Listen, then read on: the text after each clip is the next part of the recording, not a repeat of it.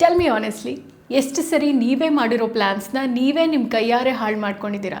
Like literally ನಿಮ್ಮ ಲೈಫಲ್ಲಿ ಹೀಗಾಗಬೇಕು ಅಂದ್ಕೊಂಡಿರ್ತೀರ, ಇನ್ನೇನು ಹಾಗಾಗಬೇಕು, then you only ruined it. Welcome back to the channel. Video start ಮಾಡೋದಕ್ಕಿಂತ ಮುಂಚೆ ದ ಸ್ಕೇರಿ ಸೌಂಡಿಂಗ್ ವರ್ಡ್ ಅರ್ಥನ ಸಿಂಪ್ಲೆಸ್ಟ್ ವೇ ಪಾಸಿಬಲಲ್ಲಿ ತಿಳ್ಕೊಳ್ಳೋಣ, in case if you don't know. Self sabotage ಅಂದರೆ ಏನು? ನಿಮಗೆ ಗೊತ್ತಿಲ್ಲದಿರೋ ಹಾಗೆ ನಿಮ್ಮ ಪ್ರೋಗ್ರೆಸ್ನ ನೀವೇ ಹಾಳು ಮಾಡ್ಕೊಳ್ಳೋದು. ಇಟ್ಸ್ ಲೈಕ್ ನಿಮಗೆ ಸಕ್ಸಸ್ ಬೇಕು, ಬಟ್ ನಿಮ್ಮ ರಾಂಗ್ ಹ್ಯಾಬಿಟ್ಸೇ ನಿಮ್ಮನ್ನ ಸಕ್ಸಸ್ಸಿಂದ ದೂರ ಇಡ್ತಾ ಇರುತ್ತೆ. ನಿಮಗೆ ಲೈಫಲ್ಲಿ ಪೀಸ್ ಬೇಕು, ಬಟ್ ನಿಮ್ಮ ಬಿಹೇವಿಯರೇ ಡ್ರಾಮಾ ಕ್ರಿಯೇಟ್ ಮಾಡ್ತಾ ಇರುತ್ತೆ. ನಿಮಗೆ ಫಿಟ್ ಆಗಿರೋ ಬಾಡಿ ಬೇಕು, ಬಟ್ ರಾತ್ರಿ 11 ಗಂಟೆಗೆ ಪಿಜ್ಜಾ, ಡೋನಟ್ ಎಲ್ಲನೂ ಆರ್ಡರ್ ಮಾಡಿ ತಿಂದು ಮಲ್ಕೋತೀರ. ಅಂದರೆ ನಿಮ್ಮ ಗೋಲ್ಗೂ ನಿಮ್ಮ ಆ್ಯಕ್ಷನ್ಗೂ ಅಲೈನ್ಮೆಂಟ್ ಇಲ್ಲ. They are fighting each other. That's self sabotage. Let me tell you a personal story. ನಾನು ಸೀರಿಯಲ್ ಮಾಡೋಕ್ಕೆ ಸ್ಟಾರ್ಟ್ ಮಾಡಿದಾಗ ನಾನು ದೊಡ್ಡ ಆ್ಯಡ್ಸ್ ಮಾಡಬೇಕು, ದೊಡ್ಡ ಪ್ರೊಡಕ್ಷನ್ ಆ್ಯಡ್ ಮಾಡಬೇಕು ಅಂತೆಲ್ಲ ಆಸೆ ಇತ್ತು. ಆ್ಯಂಡ್ ಆಲ್ಸೋ ಆ ಟೈಮಲ್ಲಿ ನಾನು ಹೇಗಿರಬೇಕು, ಯಾವ ರೀತಿ ಬಟ್ಟೆ ಹಾಕೊಂಡು ಹೋಗಬೇಕು ಅಂತೆಲ್ಲ ಪ್ರಿಪೇರ್ ಆಗಿದ್ದೆ. And actually when I got selected, ಆಗ ದೊಡ್ಡ ಸ್ಟಾರ್ ಇರ್ತಾರೆ ಆ್ಯಡಲ್ಲಿ, ಅವರ ಮಗಳಾಗಿ ನಾನು ಆ್ಯಕ್ಟ್ ಮಾಡ್ತಾ ಇದ್ದೀನಿ, not in Kannada but in a different language ಅಂತ ಗೊತ್ತಾದಾಗ ನನಗೆ ಎಕ್ಸೈಟ್ಮೆಂಟ್ಗಿಂತ ಆ್ಯಂಗ್ಸೈಟಿ ಜಾಸ್ತಿ ಆಗೋಯಿತು. ಆ್ಯಂಡ್ ಏನೋ ಒಂದು ಸಿಲ್ಲಿ ರೀಸನ್ ಹೇಳಿಬಿಟ್ಟು ನಾನು ಆ್ಯಡ್ಗೆ ಹೋಗಲೇ ಇಲ್ಲ. ನಾವು that's a classic example of self sabotage. It's like ನೀವು ಪ್ಲ್ಯಾನ್ ಮಾಡ್ಕೊಂಡಿರ್ತೀರಾ, ಗೋಲ್ ಸೆಟ್ ಮಾಡ್ಕೊಂಡಿರ್ತೀರಾ, ಬಟ್ ಆ ಗೋಲ್ ಇನ್ನೇನು ಫುಲ್ಫಿಲ್ ಆಗಬೇಕು, ಆಗ ಅದರಿಂದ ನಾವೇ ದೂರ ಓಡೋಗೋದು. But why do we do that? Why do we self sabotage? ಅದಕ್ಕೆ ಒಂದು ರೀಸನ್ ಅಂದರೆ fear of change. Our brain hates change. ನಮ್ಮ ಓಲ್ಡ್ ಹ್ಯಾಬಿಟ್ಸ್ ನಮ್ಮನ್ನು ಡಿಸ್ಟ್ರಾಯ್ ಮಾಡ್ತಿದೆ ಅಂತ ಗೊತ್ತಿದ್ರೂ ಅಟ್ಲೀಸ್ಟ್ ಆ ಡಿಸ್ಟ್ರಕ್ಷನ್ ನಮಗೆ ಗೊತ್ತಿರೋದು, ಇಟ್ಸ್ ಫ್ಯಾಮಿಲಿಯರ್ ಅಂತ ನಮ್ಮನ್ನ ಚೇಂಜ್ ಆಗೋದಕ್ಕೆ ಬಿಡಲ್ಲ. ಯಾಕಂದರೆ ಫೇಲ್ ಆಗಿಬಿಟ್ರೆ ಅನ್ನೋ ಭಯ. ನಾವು ದ್ಯಾಟ್ಸ್ ಫಿಯರ್ ಆಫ್ ಫೇಲ್ಯೂರ್. ನಾವು ಏನೇ ಒಂದು ಹೊಸ ಟಾಸ್ಕ್ನ ಎಷ್ಟು ಅವಾಯ್ಡ್ ಮಾಡ್ತೀವಿ ಅಂದರೆ ಅದರಿಂದ ನಾನು ಫೇಲ್ ಆಗಿಬಿಟ್ರೆ, ಡಿಸಪಾಯಿಂಟ್ಮೆಂಟ್ ಫೇಸ್ ಮಾಡಬೇಕಾಗಿ ಬಂದರೆ ಅಂತ. It's like indirectly protecting our ego. But sad part ಏನಂದರೆ ನಾವು ಟಾಸ್ಕ್ನ ಅವಾಯ್ಡ್ ಮಾಡಿದ್ರೂ ಫೇಲ್ಯೂರ್ನ ಫೇಸ್ ಮಾಡಲೇಬೇಕು. ಬಟ್ ಆ ಫೇಲ್ಯೂರ್ ಸ್ಲೋ ಆಗಿರೋದ್ರ ಜೊತೆ ತುಂಬಾ ಪೇನ್ಫುಲ್ ಆಗಿರುತ್ತೆ. ಸೆಲ್ಫ್ ಸಾಬೋಟಾಜ್ನ ಇನ್ನೊಂದು ರೀಸನ್ ಅಂದರೆ lack of self worth. You believe you don't deserve success ಅಂತ.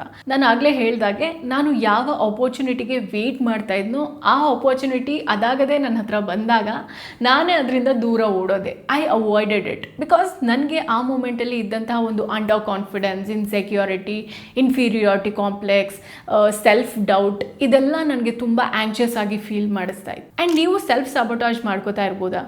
ನಾನು ಕೆಲವು ಸೈನ್ಸ್ ಹೇಳ್ತೀನಿ, ಇನ್ ಕೇಸ್ ಅದು ನಿಮಗೆ ಮ್ಯಾಚ್ ಆದರೆ then you are the tomorrow person.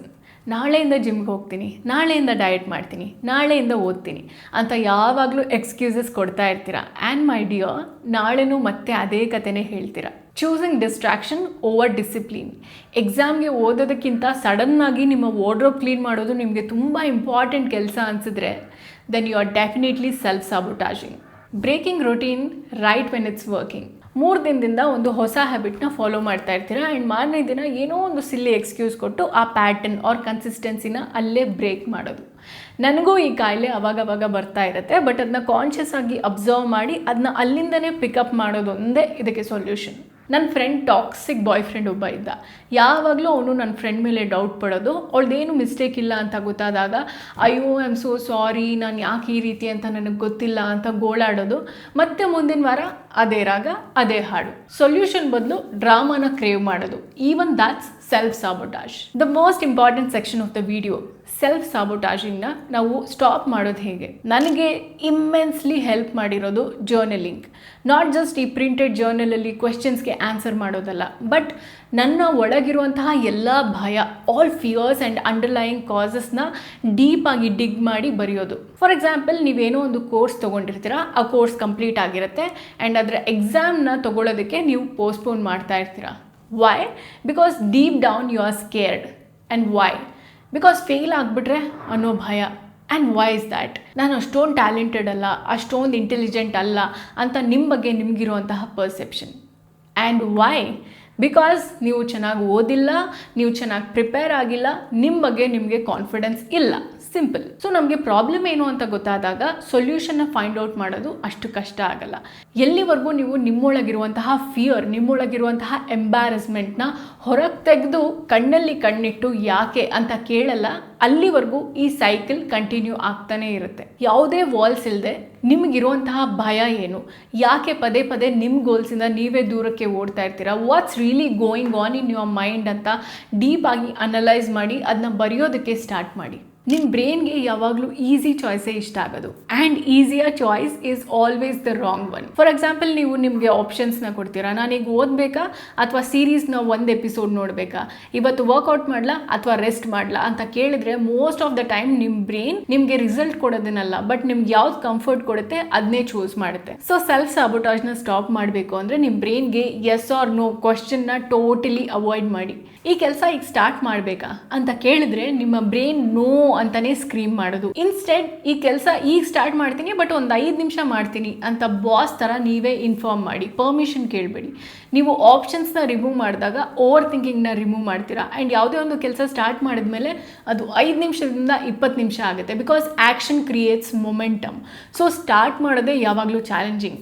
Start ಮಾಡುವಂತಹ ಒಂದು ಫೇವರ್ನ ನಿಮಗೆ ನೀವು ಮಾಡ್ಕೊಳ್ಳಿ, ಆಮೇಲೆ ಕೆಲಸ ಅದಾಗದೇ ಫ್ಲೋನಲ್ಲಿ ನಡೀತಾ ಇರುತ್ತೆ. ಸೆಲ್ಫ್ ಸಾಬೋಟಾಜ್ನ ನೀವು ಸರ್ಫೇಸ್ ಲೆವೆಲಲ್ಲಿ ಟ್ರೀಟ್ ಮಾಡಿಕೊಂಡು ಇನ್ನೊಬ್ರು ಹೇಳಿದ ಪಾಯಿಂಟ್ನ ಬ್ಲೈಂಡ್ಲಿ ಫಾಲೋ ಮಾಡಿದ್ರೆ ಅದು ಕಂಪ್ಲೀಟಾಗಿ ಹೀಲ್ ಆಗಲ್ಲ. For that you will have to dive deeper.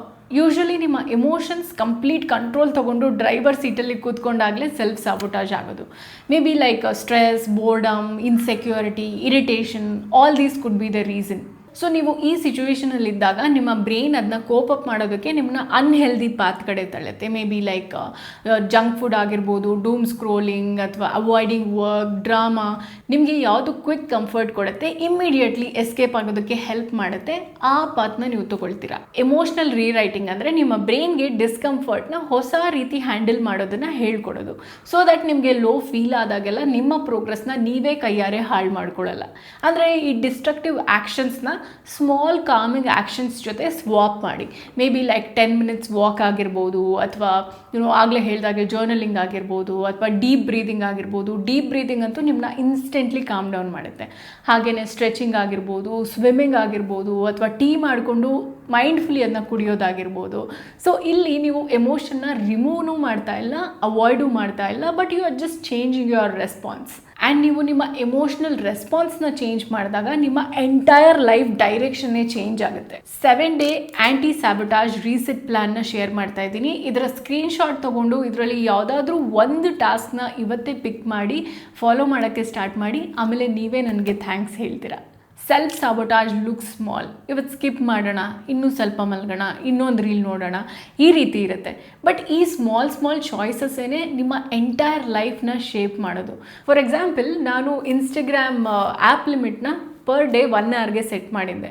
ಆಗೆಲ್ಲ ಮಧ್ಯಾಹ್ನಕ್ಕೆ ಆ್ಯಪ್ ಲಿಮಿಟ್ ಮುಗ್ದೋಗ್ತಾ ಇತ್ತು, ಆ್ಯಪ್ ಲಾಕ್ ಆಗೋಗ್ತಾ ಇತ್ತು. ಬಟ್ ಈಗ ನಾನು 1 ಅವರ್ ಕೂಡ ಪರ್ ಡೇ ಯೂಸ್ ಮಾಡ್ತಾ ಇಲ್ಲ. I feel so good about my self and also I feel so much in control. ಈ ರೀತಿ ಯಾವುದಾದ್ರೂ ಒಂದು ಟಾಸ್ಕ್ನ ನಿಮಗೋಸ್ಕರ ಪಿಕ್ ಮಾಡಿ ಅದನ್ನ ರೆಗ್ಯುಲರ್ ಆಗಿ ಫಾಲೋ ಮಾಡಿ. ಸೊ ದ್ಯಾಟ್ ನಿಮ್ಮ ಕಾನ್ಫಿಡೆನ್ಸ್ ಸ್ಕೈ ರಾಕೆಟ್ ಆಗುತ್ತೆ, you feel nice about yourself and also ನಿಮ್ಮ ಪ್ರೊಡಕ್ಟಿವಿಟಿನೂ ಇನ್ಕ್ರೀಸ್ ಆಗುತ್ತೆ. ನಿಮ್ಮ ಲೈಫಲ್ಲಿ ನೀವೇ ವಿಲನ್ ಆಗೋದನ್ನು ನಿಲ್ಲಿಸಿ. Start being the hero your future self is waiting for. And that's it for this video help ಆಗಿದ್ರೆ ಲೈಕ್ ಮಾಡಿ, ಹಾಗೆ ನಿಮ್ಮ ಫ್ರೆಂಡ್ಸ್ ಜೊತೆನೂ ಶೇರ್ ಮಾಡಿ. ಹೇಗೆ ಅನ್ನಿಸ್ತು ಅನ್ನೋದನ್ನ ಕಾಮೆಂಟ್ಸಲ್ಲಿ ತಿಳಿಸಿ. ಮತ್ತೆ ಮುಂದಿನ ವಾರ ಸಿಗೋಣ. Until then, take care. Bye.